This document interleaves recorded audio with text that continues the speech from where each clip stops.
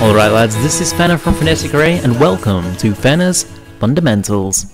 Overlord Spread. What is Overlord Spread? Not something you would put on your sandwich. Overlord Spread is putting your overlords in good positions on the map where they grant vision, preferably in positions where they can't be attacked by ground ranged units. This gives you the strategical advantage of having more map vision, obviously, allowing you to spot enemies coming faster or spot things like drops and things like that. Or, for example, in Z you can put your overlords pretty much anywhere because there are no tier 1 ground units that actually shoot up, so you can just put them like in the middle of an attack pathway or just outside their base, as long as there's no queen around, because the queen can hit the overlords, but queens generally don't wander away from a hatchery at that point in the game.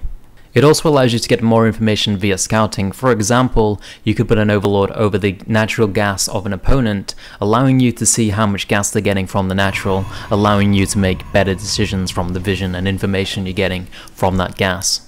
Overlord sacking. Overlord sacking is similar to putting an overlord over a key structure like I just mentioned.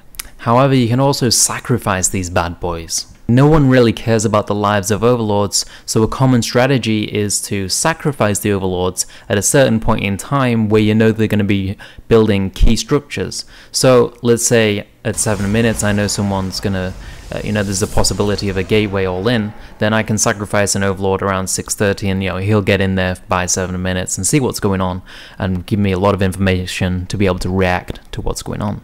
It basically costs 100 minerals since that's the price of the overlord, but you've also got to think that you've got to replace that overlord, so it costs 1 lava and another 100 minerals to replace that. So obviously you can't do it all the time because it will start to become a pretty hefty investment. Spreading them.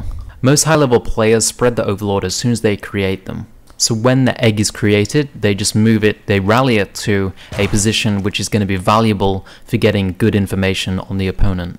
Where to send them right now, you don't need to worry about too much since it's heavily dependent on the matchup and the map. It's just good to get in the habit of spreading them since it's such a valuable thing to do.